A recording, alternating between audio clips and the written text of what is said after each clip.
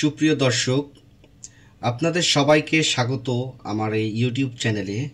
আমি সাইলাস হালদার এবং আজকের ভিডিওতে আমরা আলোচনা করব ডিসপারশন, রেঞ্জ, আইকিউআর যার পূর্ণ নাম হচ্ছে ইন্টার কোয়ার্টাইল রেঞ্জ এবং ভ্যারিয়েন্স সম্পর্কে।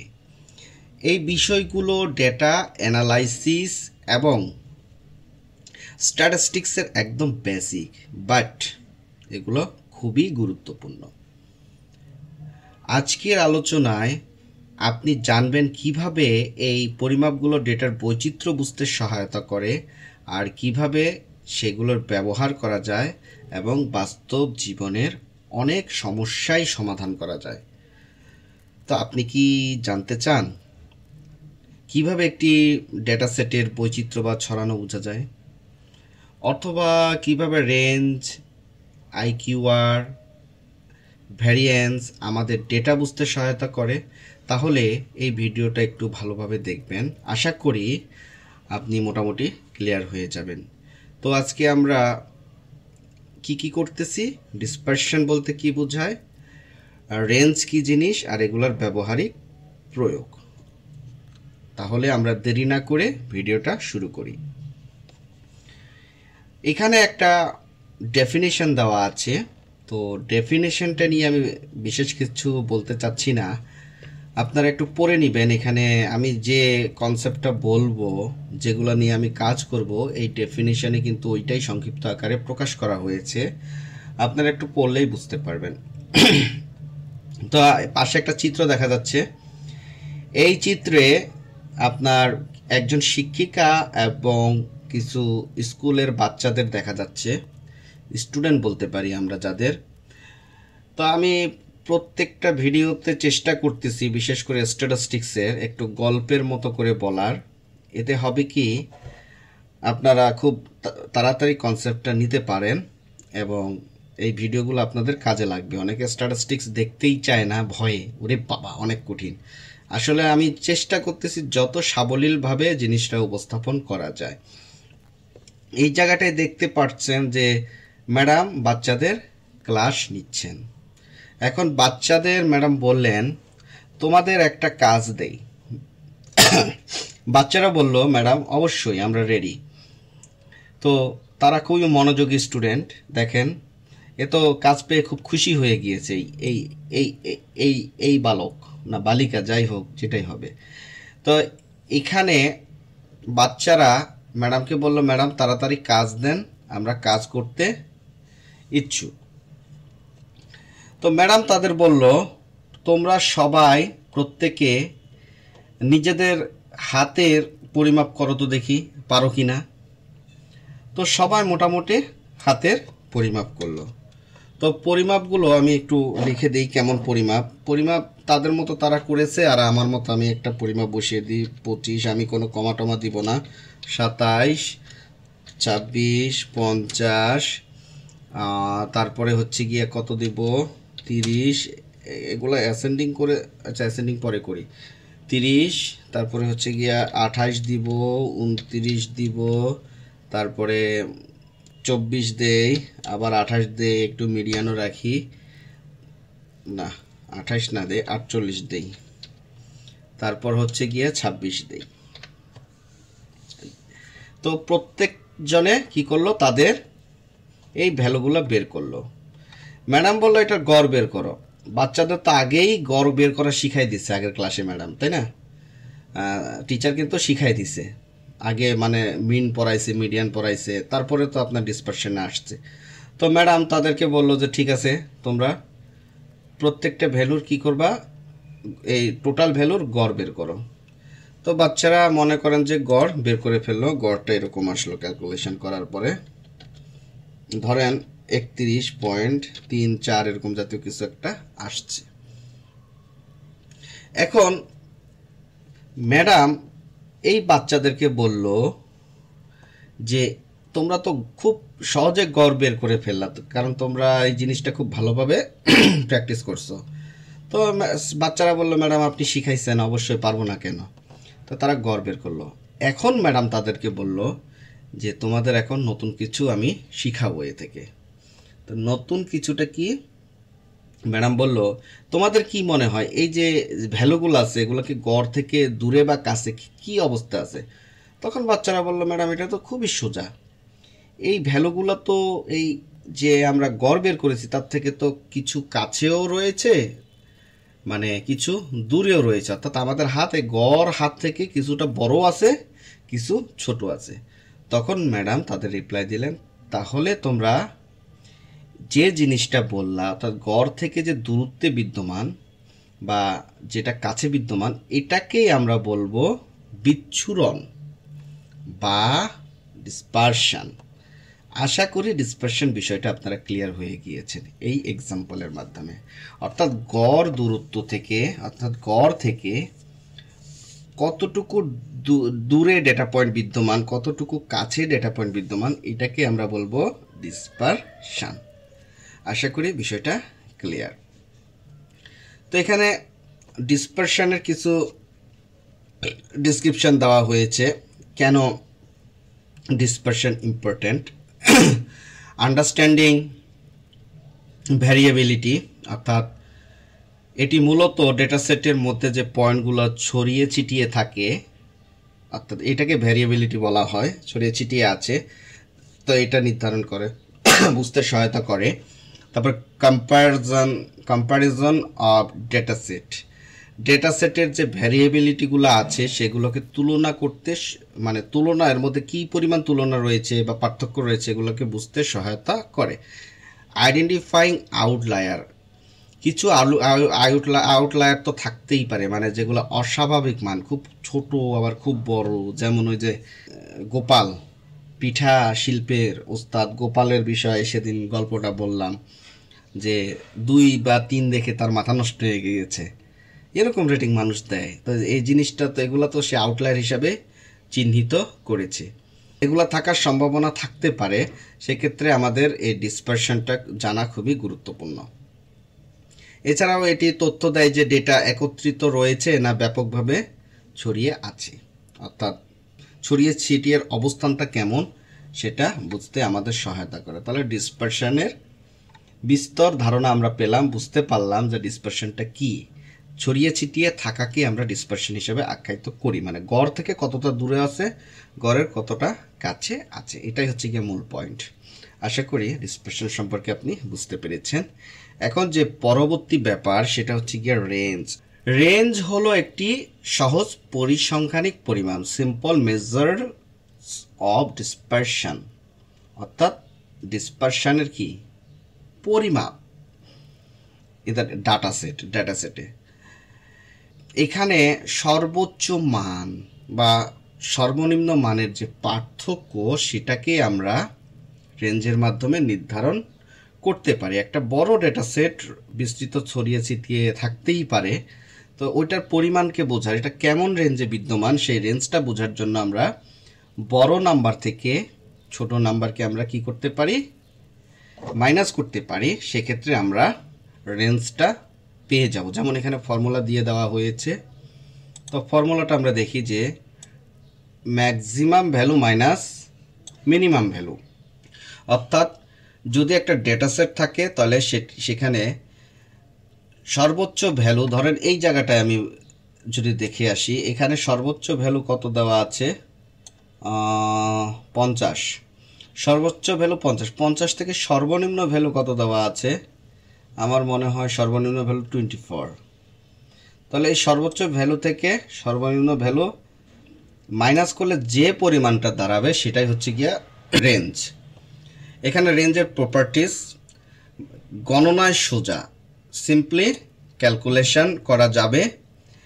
রেঞ্জ বের করতে সর্বোচ্চ এবং সর্বনিম্ন মানের তফাৎ বের করতে হবে, এখানে সেটাই লিখেছে, calculation requires maximum and minimum values. তারপরে সেন্সিটিভ টু আউটলায়ার, অর্থাৎ আউটলায়ারের প্রতি আমরা বলতে পারি সংবেদনশীল। ডেটা সেটে যদি কোনো স্বাভাবিক বড় বা ছোট মান থাকে তাহলে রেঞ্জকে অনেকটাই পরিবর্তন করে দেয়, এটাই হচ্ছে গিয়া আউটলায়ারের সমস্যা। যদি কোনো আউটলায়ার থাকে তাহলে কি করবে, ডেটা সেটকে পরিবর্তন করে দিবে। তো রেঞ্জের ইউনিট একই হয়, যেটি ডেটার ইউনিট, অর্থাৎ ডেটার ইউনিট আর রেঞ্জের ইউনিট প্রায় একই হয়। তো এটাই ছিল রেঞ্জের প্রপার্টিজ বা রেঞ্জের বৈশিষ্ট্য। এখানে একটা এক্সাম্পল দেওয়া আছে, তো এক্সাম্পলটা আমরা একটু বোঝার চেষ্টা করি। এখানে একটা হাইট নির্ধারণ করা হয়েছে, কিছু ভ্যালু দেওয়া হয়েছে হাইটের। তো আমরা এটাকে স্টেপ বাই স্টেপ ক্যালকুলেশন করব, আইডেন্টিফাইং দ্য ম্যাক্সিমাম ভ্যালু। তাহলে এখানে ম্যাক্সিমাম ভ্যালু কত? 180। তাহলে আইডেন্টিফাইং ম্যাক্সিমাম ভ্যালু 180, এখানে লেখা আছে 180 সেন্টিমিটার, এটা হচ্ছে maximum value. Identifying the minimum value, তাহলে এখানে মিনিমাম ভ্যালু কত দেওয়া আছে? 150। মিনিমাম ভ্যালু এখানে দেওয়া আছে 150, দেখেন এখানে 150 লিখে দিছে। তাহলে ক্যালকুলেট দ্য রেঞ্জ, কিভাবে রেঞ্জ নির্ধারণ করব? তাহলে maximum value minus minimum value, যেটা একটু আগে বলেছি। তাহলে আমার ম্যাক্সিমাম ভ্যালু থেকে মিনিমাম ভ্যালু গেলে আমরা কত পাচ্ছি? 30 সেন্টিমিটার। এটাই হচ্ছে গিয়া রেঞ্জ। নিচে একটা ডেটা সেট পাওয়া গেছে, এখানে খুব কাছাকাছি রেঞ্জ দেখাচ্ছে, এখানে একটু বেশি রেঞ্জ দেখাচ্ছে। এর রেঞ্জ মাত্র 4 সেন্টিমিটার। তাহলে আমরা নিচে একটা বক্স প্লট দেখতে পাচ্ছি। তো বক্স প্লটটা আমরা একটু বোঝার চেষ্টা করি। উইকার্স এটা কি কাজে লাগে সেটা আমরা একটু বোঝার চেষ্টা করি। দেখেন এই যে পুরা ডেটার যে পরিমাণ, ডেটার অংশ এই পর্যন্ত 180 150 থেকে শুরু হয়েছে। তো এই পুরা লাইনের মধ্যে এই বক্সকে বাদ দিয়ে, অর্থাৎ বক্সের বাইরে থাকা লাইনগুলো যেটা সর্বনিম্ন এবং সর্বোচ্চ মানকে নিদর্শন করে, অর্থাৎ এই বক্সকে বাদ দিয়ে এখান থেকে শুরু করে এই পর্যন্ত, এখান থেকে শুরু করে এই পর্যন্ত বক্সের বাইরে থাকা যে লাইনগুলো, এগুলোকে বলা হয় whiskers. Extend from the box, অর্থাৎ বক্সের বাইরে, রিপ্রেজেন্ট ম্যাক্সিমাম বা minimum values showing the range data. আশা করি এই বিষয়টা বুঝতে পেরেছেন। উইস্কার কোনটা? অর্থাৎ বক্সের বাইরে যে লাইনগুলো সেগুলোকে আমরা উইস্কার বলি। একটা বক্স প্লটের মাধ্যমে রেঞ্জটা একটু বোঝার চেষ্টা করতেছি আর কি। তো এখানে দেখেন বক্সটা কি কাজে লাগে, এখানে বক্সের বিষয়টা ব্যাখ্যা করেছে। মূলত ডেটার 50% পরিসীমাই হচ্ছে বক্স। এটাকে আমরা ইন্টার কোয়ার্টাইল রেঞ্জও, আইকিউআরও বলতে পারি। একটু পরে আমরা ইন্টার কোয়ার্টাইল রেঞ্জ নিয়ে আলোচনা করব। তো এই বক্সের ভিতরে যে রেঞ্জটা থাকবে সেটা হচ্ছে ইন্টার কোয়ার্টাইল রেঞ্জ বা আইকিউআর। এটা সম্পর্কে একটু পরেই আসতেছি। এই রেঞ্জটার নাম হচ্ছে গিয়ে আইকিউআর। এটা হচ্ছে 50% এলাকা জুড়ে বিস্তরভাবে রয়েছে। মানে কি বলে এটাকে, এটার পরিসীমা হচ্ছে, এই ডেটার পরিসীমা হচ্ছে 50%। এটাই বুঝে নেন। ভালো বাংলা বলতে পারি না, মাঝে মাঝে আটকায় যাই। The median is the line inside the box. তাহলে এখানে এই যে বক্সের ভিতরে দেখেন একটা লাইন বিদ্যমান, এটা হচ্ছে মিডিয়ান। অর্থাৎ টোটাল ডেটা সেটের যে মিডিয়ানটা রয়েছে, এই মিডিয়ান বরাবর যে মাঝখানের পজিশনটা বোঝা যাচ্ছে সেটাকে আমরা বলবো মিডিয়ান। অর্থাৎ ডেটা সেটের মিডিয়ানকেই আমরা বক্সের ভিতরে লাইন দ্বারা ব্যাখ্যা করেছি। তাহলে আশা করি আপনারা রেঞ্জ সম্পর্কে মোটামুটি ভালো বুঝতে পেরেছেন, কিন্তু এর কিছুটা সীমাবদ্ধতা বা অসুবিধাও রয়েছে। যেমন আউটলায়ারের বিষয়টা একটু আগে বললাম, আউটলায়ারের প্রবলেমটা আছে। ঠিক আছে, এখানে আউটলায়ার এফেক্ট করতে পারে। তারপর বন্টনে, শুধুমাত্র বন্টনের ক্ষেত্রে সর্বোচ্চ এবং সর্বনিম্ন মানের উপর নির্ভরশীল। মাঝখানে কি হয়ে গেল, কি আছে না আছে, এটা নিয়ে তার মাথা ব্যথা নাই। এটা হচ্ছে আপনার রেঞ্জের ব্যাপার স্যাপার। তো আমরা আস্তে ধীরে এখন পরবর্তী যে লেসন সেটাই চলে যাব। আমরা মোটামুটি রেঞ্জ এবং ডিসপারশন ক্লিয়ার করেছি। আমরা এখন আইকিউআরে চলে যাই, ইন্টার কোয়ার্টাইল রেঞ্জ। দেখেন এখানে ইন্টার কোয়ার্টাইল রেঞ্জ নিয়েও একটা ডেফিনিশন দেওয়া হয়েছে। তো আমি ডেফিনিশনটা এভাবে আমি বুঝাইতে আগ্রহী না, এভাবে পড়া যায়, কিন্তু আসলে আমি মজা পাই না। এটা আপনারা একটু পড়ে নেবেন। আমি যেটা বলবো তার মধ্যেই এইটা বিদ্যমান, আপনারা একটু পড়ে নেবেন। আমি একটু গল্প বলতে চাই, তাই না? তো এখানে দেখেন একটা সবজি বাজার বা কিছু বাজার এই জায়গাটায় বিদ্যমান। গ্রামের দোকানগুলো কিন্তু এরকমই হয়, মানে বাজারগুলো এরকমই হয়। আপনারা দেখে থাকবেন যাদের বাড়ি গ্রামে বা গ্রাম যদি ভ্রমণ করে থাকেন, ঘুরে থাকেন, তাহলে বাজারগুলো আপনারা দেখতে পাবেন। তো এই বাজারের মধ্যে কিছু দোকানদার তাদের সবজি বিক্রি করতেছে, যে যার ইচ্ছা মতো লাভ করতেছে, কোনো রেঞ্জ নেই। অর্থাৎ সে 50 টাকা বেশি বিক্রি করতেছে, ও 30 টাকা বেশি বিক্রি করতেছে, এমনভাবে বিদ্যমান, কাস্টমাররা আসলে থ হয়ে যাচ্ছে। কিন্তু এখন জিনিসপাতি তো লাগবে, বাজারে কিছুটা চাহিদাও আছে সবজির, আর এই সুযোগে অসৎ ব্যবসায়ীরা দুর্নীতি করে যাচ্ছে, বাজারে দাম বাড়িয়ে দিয়েছে। এখন কাস্টমাররা খুবই হতাশ এই বিষয়টা দেখে।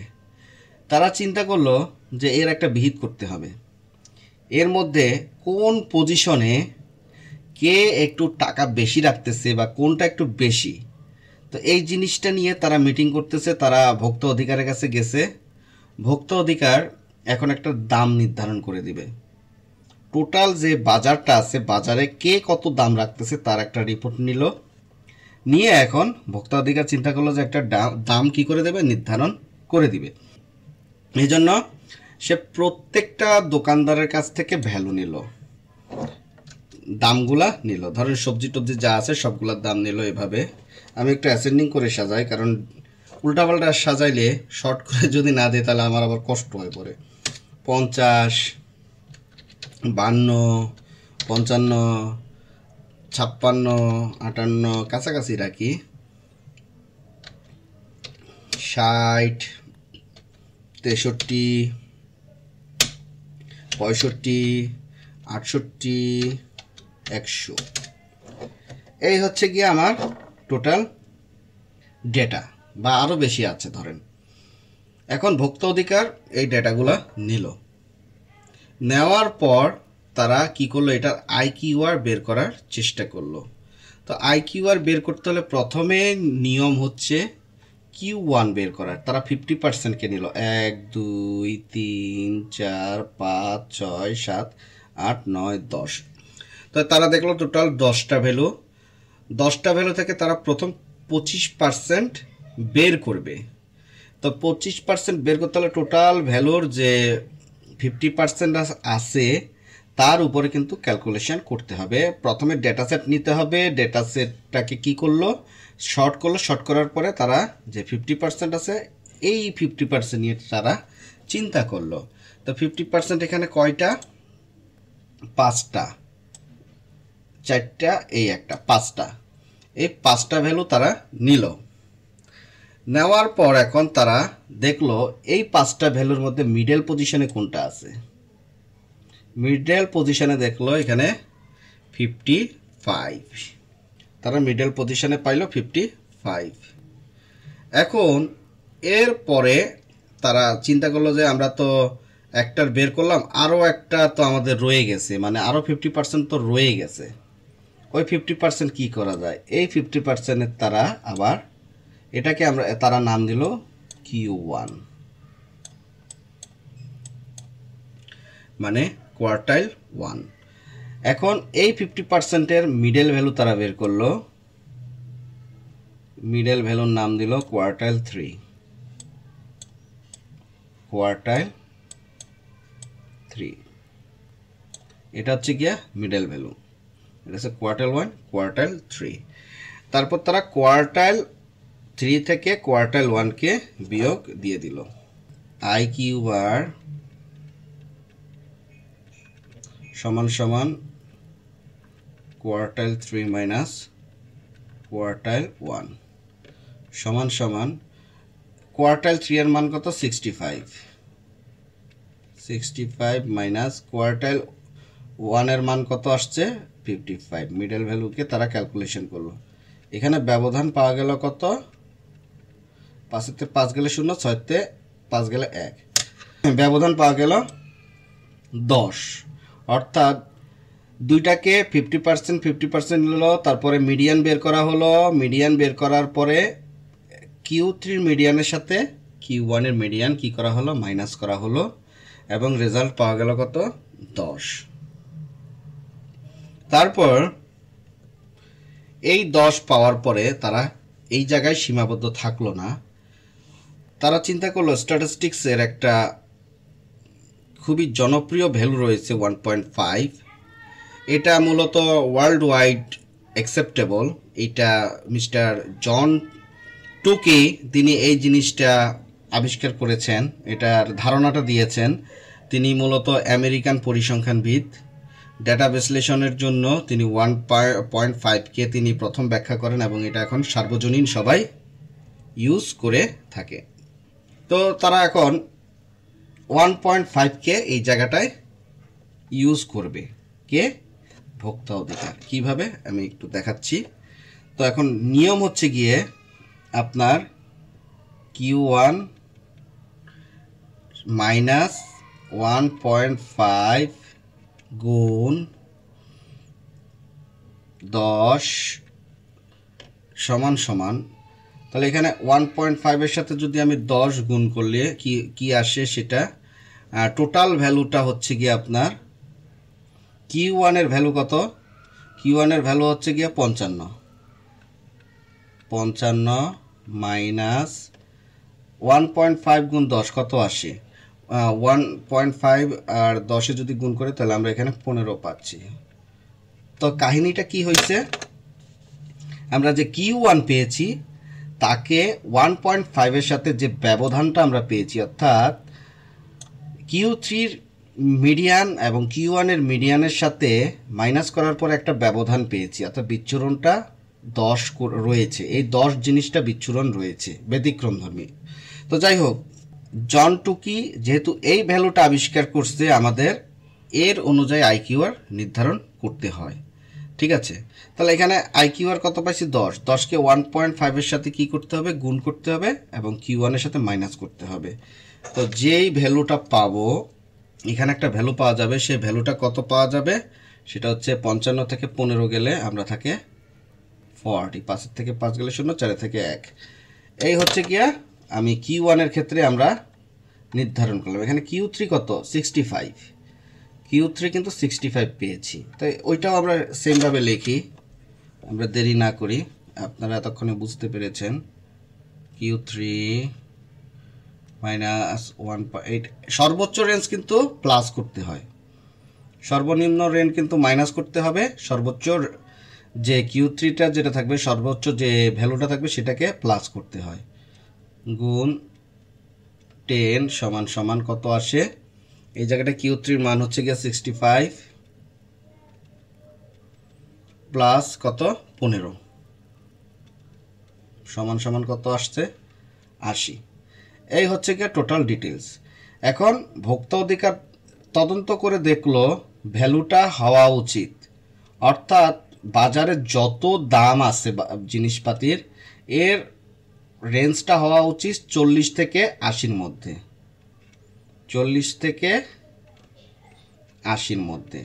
তখন তারা নির্ধারণ করলো ওই জায়গাটায়, এই ডেটা সেটে, যে 100 এবং 50 এই দুইটাকে বাদ দিয়ে দিতে হবে, না 100কে বাদ দিয়ে দিতে হবে, কারণ 40 থেকে 80-র মধ্যে রেঞ্জ হইতে হবে, তাই না? আর 40 থেকে 80-র মধ্যে যদি থাকে তাহলে জিনিসটা পারফেক্ট। এই হচ্ছে গিয়ে আমার IQR, অর্থাৎ ইন্টার কোয়ার্টাইল রেঞ্জ। এভাবে আমরা IQR বের করতে পারি, এবং ভোক্তা অধিকার এটা করে দিল, তখন বাজারে ক্রেতারা খুবই সন্তুষ্ট হয়ে গেল। তো আমি যে এতক্ষণ বকবক করলাম, আর ডিটেলসটা এই জায়গায় লেখা আছে, দেখেন। প্রথমে ডেটা শর্ট করতে হবে, আমরা ডেটা শর্ট করেছি। তারপরে এরপরে হচ্ছে এই Q1 বের করতে হবে, ফার্স্ট কোয়ার্টাইল, সেটা আমরা করেছি, ভোক্তা অধিকার করেছে। সেই জায়গায় আমরা দেখলাম যে 25% অফ দ্য ডেটা ফলস, মানে এই টোটাল যে 50% আছে এখান থেকে আমরা মিডিয়ানটা বের করে নিয়েছি। তারপরে থার্ড কোয়ার্টাইল বের করতে হবে, সেটাও আমরা করেছি, সেটাকে আমরা 70% হিসাবে আখ্যায়িত করি। কোয়ার্টার 1কে আমরা 25 আখ্যায়িত করব এবং যে 75 থার্ড কোয়ার্টার যেটা থাকবে সেটাকে আমরা 75 বলবো। এখন ক্যালকুলেটর অফ দ্য IQR মূলত Q3 মাইনাস Q1 আমরা অলরেডি করেছি, দেখেন Q3 মাইনাস Q1 এই হচ্ছে গিয়া টোটাল ডিটেলস, এভাবে আমরা নির্ধারণ করব। তো এই জায়গাটায় দেখেন কিভাবে আউটলায়ার করে, এই যে আমি আউটলায়ার দূর করার জন্য যে সূত্রটা এখানে দেখেন, আমি যে কাজটা করেছিলাম এখানে সেম কাজটা করেছে। আমার এখানে Q1 ছিল, Q1 মাইনাস 1.5 এটা সর্বজনীন ভ্যালু, সর্বজনীন 1.5 এর সাথে IQRটা গুণ করে দিয়েছি। এখানে IQR এর যে গুণন সেটা এখানে ব্যাখ্যা করা হয়েছে। আর অ্যাভব মানে হচ্ছে গিয়া বৃহত্তর মানের ক্ষেত্রে আমরা যোগ করব, এটা এখানে কনসিডার করা হয়েছে। এটা হচ্ছে গিয়া IQR আন্ডারস্ট্যান্ডিং ডাটা স্প্রেড, এটা ডাটা স্প্রেডকে বুঝতে সহায়তা করে। কম্পেয়ারিং ডাটা সেট, ডাটাকে কম্পেয়ার করে। তো এই এক্সাম্পল থেকে আমরা মোটামুটি জিনিসটা ক্লিয়ার হয়ে গেলাম। আশা করি আপনারা IQRটা এখন ইজিলি নির্ধারণ করতে পারবেন। এখানে একটা ক্যালকুলেশন দেওয়া আছে, এখানে ডেটা সেট দেওয়া আছে, ডেটাকে শর্ট করতে হবে, তারপরে কি কি করতে হবে এগুলো বিস্তারিত বলা হয়েছে। এটা ক্যালকুলেটর এভাবে ক্যালকুলেট করতে হয় এটাও ব্যাখ্যা করেছে, আমরা এগুলা করেছি। তারপর এখানে লোয়ার বাউন্ড নির্ধারণ করেছে, Q1 থেকে যা যা করতে হয় সেটা করলো, আপার বাউন্ড নির্ধারণ করেছে। এটাই হচ্ছে গিয়ে আমার IQR এর ডিটেলস। আশা করি IQR সম্পর্কে আপনাদের আর কোনো ঝামেলা থাকবে না, এখন আপনারা ইজিলি কনসেপ্টটা নিতে পারবেন। এর পরবর্তী যে স্লাইড সেটা হচ্ছে ভ্যারিয়েন্স। তো এর জন্য কোনো গল্পর চিত্র এই জায়গায় আমি রাখি নাই, তা আমি সংক্ষেপে একটু বলি। ধরেন কোনো একটা গ্রামের নাম হচ্ছে নকলা গ্রাম, জাস্ট একটা গল্পের মতো করে আমি বোঝানোর চেষ্টা করি। তো নকলা গ্রামে 100 টাকা করে প্রতিদিন প্রত্যেকটা বিক্রেতা লাভ করে, তাদের লভ্যাংশ হচ্ছে গিয়ে সবারই সমান, ধরেন 100 টাকা, এখানে কোনো ডিফারেন্ট কিছু নেই। কিন্তু পাগলপুর গ্রামে কেউ 20 টাকা লাভ করে, কেউ আবার 500 টাকা লাভ করে। তো এই জায়গাটা ভ্যারিয়েন্সটা কিভাবে বুঝবো? ভ্যারিয়েন্স মূলত লাভের গড়, প্রত্যেকটা দোকানদারের লাভের পার্থক্যকে বের করাকেই আমরা বলবো ভ্যারিয়েন্স। তারপরে সেগুলোকে আবার কি করব? বর্গ করব, তারপরে এই বর্গগুলোর মধ্যে পার্থক্য মানে গড় বের করব। ঠিক আছে, বের করার পর যদি পার্থক্যটা বেশি হয় তাহলে ভ্যারিয়েন্স বেশি, যদি পার্থক্য কম হয় তাহলে ভ্যারিয়েন্স কম। তা আমরা ডিটেলসটা এখানে দেখি। এই জায়গায় একটা বর্ণনা দেওয়া হয়েছে, তো বর্ণনাটা আমি আবার পড়লাম না। তো প্রথমে আমাকে কি করতে হবে, আমি ডাইরেক্ট ক্যালকুলেশনে চলে যাই। এখানে দেখেন ডেটা সেট দেওয়া আছে, এখানে প্রত্যেকটাকে আমরা বলবো ডেটা পয়েন্ট। ঠিক আছে, আর পপুলেশনের ক্ষেত্রে পপুলেশন এবং স্যাম্পল সম্পর্কে আমি একটা ক্লাসে ব্যাখ্যা করেছিলাম।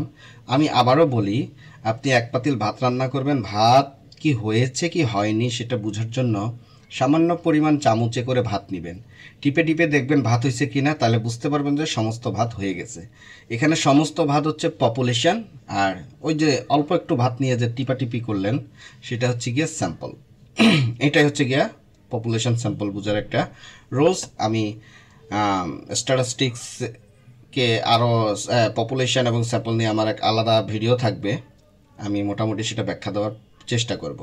তো এখানে পপুলেশনের ভ্যারিয়েন্সকে আমরা এই চিহ্ন দ্বারা প্রকাশ করব এবং স্যাম্পলের ভ্যারিয়েন্সকে আমরা এই চিহ্ন দ্বারা প্রকাশ করব। তো এখানে পপুলেশন ভ্যারিয়েন্সের রুলস হচ্ছে 1/n দিয়ে ভাগ করতে হবে সবসময়। এটা হচ্ছে পপুলেশনের ক্ষেত্রে 1/n।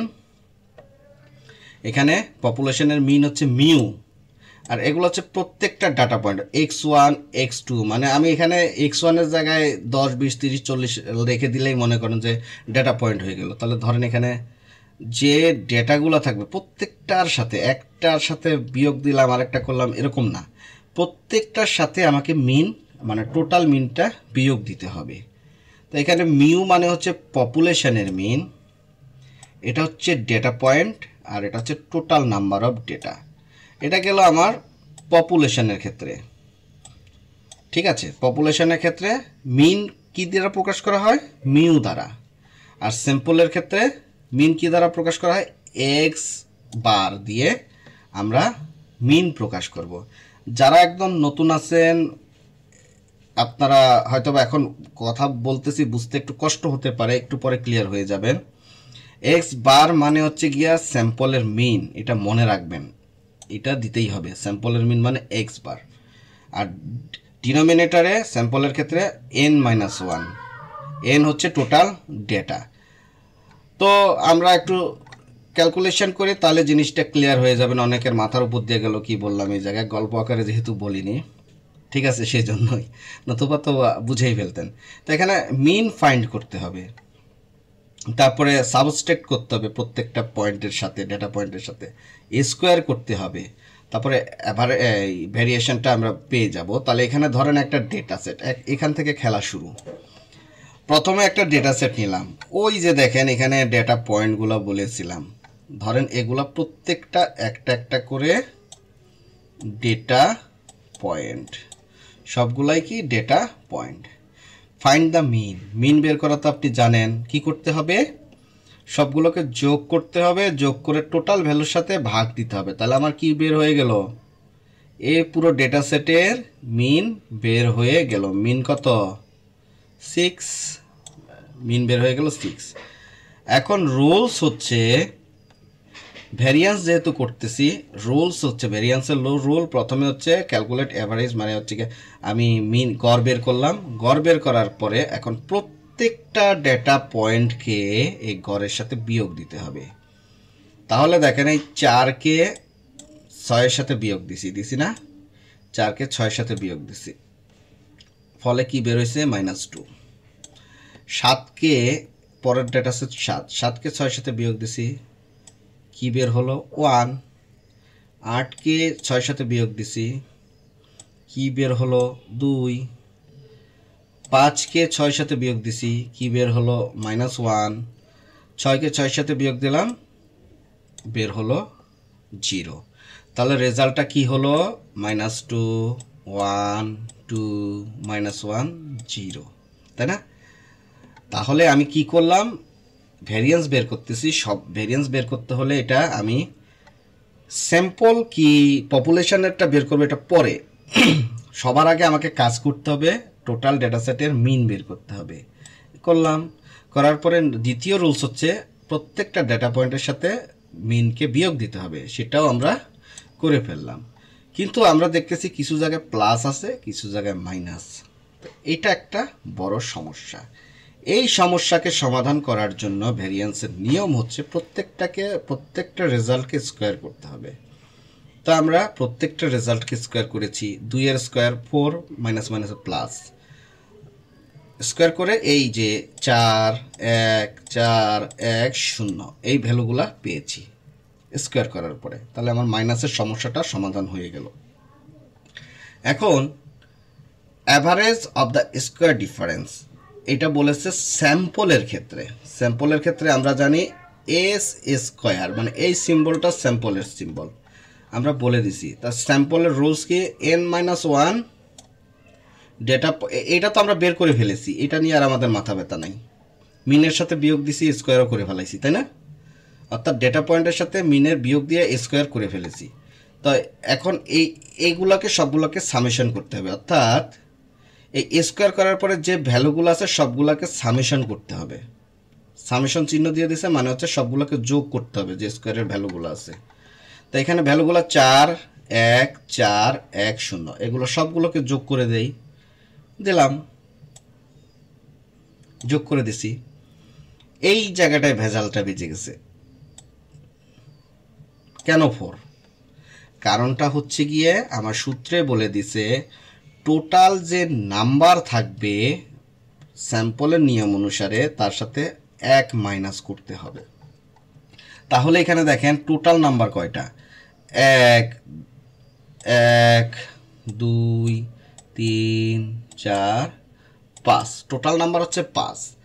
এখন এই 5-এর সাথে এই 1 যদি মাইনাস হয় তাহলে কত রেজাল্ট আসে? 4। 5-এর সাথে 1 বিয়োগ দিলে 4 আসে না? 4ই তো আসে, তাই না? তাহলে এখন এই টোটালকে যোগ করে দিলাম, আর এই 5-এর সাথে -1 করলাম, তাহলে 4 হলো। তাহলে আমার 10/4, তাহলে স্যাম্পল ভ্যারিয়েন্স বের হলো 2.5। আর আমরা যদি বের করতাম, এটা নাম কি করে, পপুলেশন বের করতাম, তাহলে কেমনে বের করতাম? পপুলেশনের নিয়ম অনুযায়ী আমরা করি। এটা হচ্ছে গিয়ে সূত্র, এই চিহ্নটা হচ্ছে গিয়া দিতে হবে n/1 আর এই ভ্যালুটা। তাহলে আমরা এটা করে ফেলি, পপুলেশনের ক্ষেত্রে আমরা করি, এখান থেকে আমরা দেখে দেখে করি। তাহলে হচ্ছে গিয়া পপুলেশনের সিম্বল দিলাম, দেওয়ার পরে যে ভ্যালুগুলো আছে 4 + 1 + 4 + 1 + 0, তাহলে নিচে কি হবে? এখানে 4 আছে, 4 কেন সেটা তো জানেন। পপুলেশনের নিয়ম অনুযায়ী কি 5, কারণ এখানে n-1 না, এখানে শুধু n। তাহলে সমান সমান বাকি যা তাই 5 দুগুণা, এখানে 10 বের হয়েছে, তাহলে এখানে 5 দুগুণা 10, আনসার 2। তাহলে পপুলেশনের ক্ষেত্রে আমরা ভ্যারিয়েন্স পাচ্ছি হচ্ছে 2, আর স্যাম্পলের ক্ষেত্রে ভ্যারিয়েন্স পাচ্ছি হচ্ছে 2.5। এটা হচ্ছে এখানকার ভ্যারিয়েন্স। আশা করি ভ্যারিয়েন্স ক্যালকুলেশন আপনারা বুঝতে পেরেছেন। তো ভ্যারিয়েন্সের একটুখানি ব্যাখ্যা আমি দেই এখান থেকে। এটা হচ্ছে কি উচ্চ ভ্যারিয়েন্স, মানে হচ্ছে কি হায়ার ভ্যারিয়েন্স। এটা নির্দেশ করে পয়েন্টগুলো গড় থেকে কতটা দূরে ছড়িয়ে আছে। আচ্ছা, উচ্চ ভ্যারিয়েন্স কতটা দূরে ছড়িয়ে আছে সেটা ব্যাখ্যা করে। আর লোয়ার ভ্যারিয়েন্সটা কি করে? কাছাকাছি রয়েছে, অর্থাৎ গড় থেকে যে গড় ভ্যালু আমরা এখানে পাইছিলাম, এখানে একটা গড় ভ্যালু পাওয়া গেছে 6 থেকে পয়েন্টটা কত কাছে অবস্থিত সেটা হচ্ছে গিয়া ভ্যারিয়েন্স নির্ধারণ করে। তাহলে আমরা হায়ার ভ্যারিয়েন্স এবং লোয়ার ভ্যারিয়েন্স সম্পর্কে বুঝতে পেরেছি। এখন স্ট্যান্ডার্ড ডেভিয়েশন এখানে একটা ব্যাখ্যা করা হয়েছে। মূলত যে ভ্যারিয়েন্সটা পেয়েছি এটাকে স্কয়ার রুট করলে আমরা স্ট্যান্ডার্ড ডেভিয়েশন পেয়ে যাব। তারপরে এটা কেন ইম্পর্ট্যান্ট? আন্ডারস্ট্যান্ডিং ডাটা স্প্রেড, অর্থাৎ ডেটার যে বিস্তার রয়েছে সেটা বুঝতে আমরা কি করি? এই ভ্যারিয়েন্সটা নির্ধারণ করে থাকি। তারপর রিস্ক ম্যানেজমেন্টের ক্ষেত্রেও, যেমন অর্থনীতিতে এটা খুবই গুরুত্বপূর্ণ ভূমিকা রাখে। এছাড়া পরিসংখ্যানিক বিশ্লেষণে ভ্যারিয়েন্স খুব গুরুত্বপূর্ণ ভূমিকা রাখে। তবে উচ্চ ভ্যারিয়েন্স কি ভালো? মূলত এটা ডেটার বৈচিত্র্য বুঝতে সহায়তা করে, কিন্তু আপনার অনুমানের ক্ষেত্রে ডেটাকে আমি ভবিষ্যতে নিয়ে কাজ করব, ওইখানে কিছুটা ত্রুটি বা সমস্যা করতে পারে, এবং আউটলায়ারের কারণে এটা ভুলভাবেও কিন্তু উপস্থাপনা করে। তাছাড়া মান নিয়ন্ত্রণে কিন্তু অসুবিধা হয় মাঝে মাঝে। পপুলেশনে আমি পাইলাম কত 2.2, আর হচ্ছে কি আপনার এই স্যাম্পলে পেলাম 2.5, এগুলো মান নির্ধারণে একটু প্রবলেম হয়।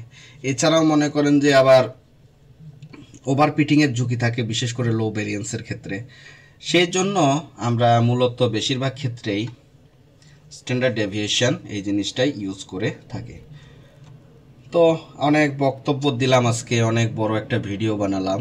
তো আজকের ভিডিও আমরা মূলত ডিসপারশন, রেঞ্জ, আইকিউআর এবং ভ্যারিয়েন্স সম্পর্কে বিস্তারিত আলোচনা করেছি।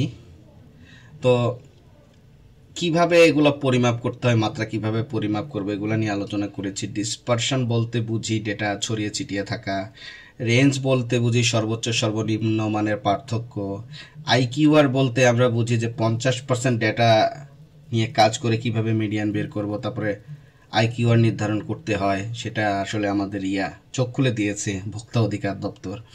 তারপরে হচ্ছে গিয়ে ভ্যারিয়েন্সের এবং স্ট্যান্ডার্ড ডেভিয়েশন সম্পর্কে আমরা জানতে পারলাম। যদিও স্ট্যান্ডার্ড ডেভিয়েশন সম্পর্কে আমার বিস্তারিত একটা ভিডিও থাকবে, এখানে কিছুটা আলোচনা করেছি, তাই হালকা কনসেপ্ট নিয়ে আসলাম। তো এই ভিডিও যদি আপনাদের ভালো লেগে থাকে, কিছু যদি শিখতে পারেন বা শিখতে পেরেছেন মনে করেন, অবশ্যই লাইক, কমেন্ট, শেয়ার দিবেন, আমার খুব ভালো লাগবে। মতামত জানাবেন কমেন্টে, এতে আরও আগ্রহ প্রকাশ করব, ভালো ভিডিও বানানোর চেষ্টা করব। তো আপনাদের সবাইকে ধন্যবাদ জানাই ভিডিওটা দেখার জন্য। আর শিক্ষণীয় কন্টেন্ট অবশ্যই, আরও শিক্ষণীয় কন্টেন্ট নিয়ে আমি আসব। ততক্ষণ পর্যন্ত অবশ্যই ভালো থাকবেন এবং নিরাপদে থাকবেন, আর শিক্ষাটা কিন্তু চালিয়ে যাবেন। তো ধন্যবাদ সবাইকে।